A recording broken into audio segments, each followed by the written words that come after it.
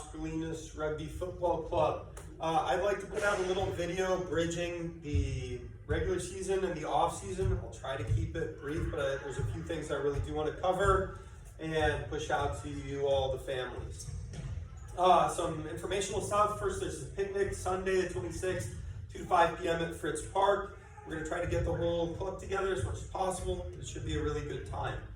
Summer strength and conditioning is to be determined. We've had some questions about it, and we are committed to trying to provide some training over the summer, but we don't have access to Great Hearts facilities anymore, and my brother and I will both be traveling at the same time for certain portions of the summer, so we have to work those out and figure out our approach. Beyond that, it's totally fine to step away from rugby. Rugby shouldn't be your life. But speaking of rugby, here's a couple of things that could be good. Watching rugby, this is something we want to encourage everybody in the club to be doing, at least every once in a while. Watching rugby games, even all those kids down at the younger levels. RugbyPass.tv is a great resource, and Flow Rugby's channel on YouTube. Those are both great places to find full rugby games. Watch rugby. Summer Touch, Saturdays, 10 a.m. at UD, starting up, I think, this next Saturday. It's a great time. It's going to either be on the rugby field or on the lacrosse field. Beyond that, it's okay to step away from rugby, but we aren't growing rugby players primarily. We're growing good men who are capable of being providers and protectors to a family, men who are growing towards sainthood. Fitness and health should be considerations year-round. So here's a couple of things we recommend. One is play other sports. I think basketball and soccer are probably the best, but play other sports, it goes a long way. Workout. Boys should be working out. It's going to look very, very different between U6 and high school varsity, and anywhere in between. U6, just turn them loose in the backyard, let them dirty the walls, whatever it is. They'll be great.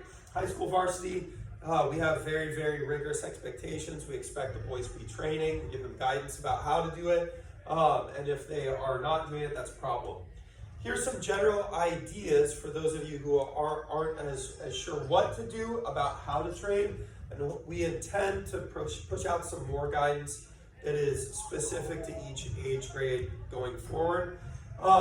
Most workouts should include a warm-up. That's literally, it is what it means. If you get warm, you did a warm-up. Usually lighter rhythmic aerobic cardio activities like a jog or swimming or a bike ride are going to work the best. After that, light plyometrics work really well. You want to include those in a lot of your workouts, if not all. That's skipping, jumping, bounding, skipping rope, things like that. Sprints belong in their category, possibly their own category, possibly the king of exercises. 2 to 3 times a week is great. If those younger kids can kind of do it every single day, and they're fine. But as a component of more formal training, about 2 to 3 all-out sprints, 2 times a week is a good idea. 3 times a week maybe. Strength is important. As a kind of a general rule, we advise body weight training. If you haven't hit puberty yet, if you've hit puberty, adding weight with at first an emphasis on form and high repetitions, and then as you go through up towards junior, senior year of high school, working towards heavier weights, relatively lower repetitions. Basic exercises are great, so legs, squats, lunges, and hinges. For upper body, pushing and pulling both. Pull-ups are great, bench press is great, push-ups are great, dips are great, rows are great. And then I try to finish most of my workouts, if I have time, with some form of high-intensity cardio. That's anything where within a couple minutes you're breathing so hard you have to slow down or stop. Okay, and 2 to 5 minutes is generally enough. This all could literally be one workout if you manage your time well and you don't do too much of any one thing, but obviously also could be split up over different days. Beyond that, boys need to eat real food if they're going to get big and strong, and lots of it. Lots of protein.